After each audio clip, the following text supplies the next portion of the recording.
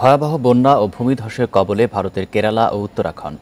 গত কয়েকদিনে এই দুই রাজ্যে ৬৯ জনের মৃত্যু হয়েছে। কেরালায় ৩৫ আর উত্তরাখণ্ডে ৩৪ জনের প্রাণ হারিয়েছে। উত্তরাখণ্ডে জারি করা হয়েছে সর্বোচ্চ সতর্কতা। কেরালায় খুলে দেওয়া হয়েছে ইদ্দুকি ও ইদামালায়ার বাঁধের লক গেট। দুর্যোগ পরিস্থিতিতে সব ধরনের সহায়তার আশ্বাস দিয়েছেন প্রধানমন্ত্রী নরেন্দ্র মোদী। ২০১৩ সালের পর এত বৃষ্টি দেখেনি ভারতের উত্তরাখণ্ডের মানুষ। মঙ্গলবার ৪০০ মিলিমিটার বৃষ্টিতে বিপর্যস্ত পুরো রাজ্য। রোববার থেকে টানা বৃষ্টিতে দেখা দিয়েছে ভয়াবহ বন্যা ও ভূমিধস। রাস্তাঘাট ও ঘরবাড়ি পানিতে ডুবে গেছে, সেতু ধসে পড়েছে। বন্যা আর ভূমিধসে ঘটেছে হতাহতের ঘটনা। ধ্বংসস্তূপে অনেকেই আটকা পড়েছেন বলে শঙ্কা জানিয়েছে কর্তৃপক্ষ। নিহতদের পরিবারকে ৪ লাখ রুপি ক্ষতিপূরণ দেওয়ার ঘোষণা দিয়েছেন উত্তরাখণ্ডের মুখ্যমন্ত্রী পুষ্কর সিং ধামি।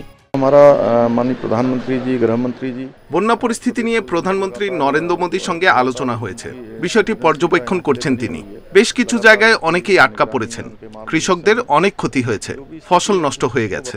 সবার সুরক্ষা নিশ্চিতে আমরা চেষ্টা চালিয়ে যাচ্ছি।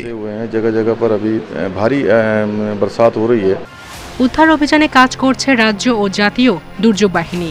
পরিস্থিতি বিবেচনায় মোতায়েন করা হয়েছে সেনাবাহিনীর ৩টি হেলিকপ্টার। ভূমিধসের পর রাজ্যের অন্যতম জনপ্রিয় পর্যটন কেন্দ্র নৈনিতালের সঙ্গে যোগাযোগ সম্পূর্ণ বিচ্ছিন্ন হয়ে পড়েছে। নৈনিতাল ও কেদারনাথে আটকা পড়েছে অনেক পর্যটক। আরব সাগরে নিম্নচাপের কারণে বৃষ্টি বন্যায় বিপর্যস্ত কেরালাও। অনেকে এখনও নিখোঁজ। জাতীয় দুর্যোগ ব্যবস্থাপনা মোকাবেলা বাহিনীর সঙ্গে উদ্ধার ও সহায়তা কার্যক্রমে কাজ করছে সেনা, নৌ ও বিমান বাহিনী।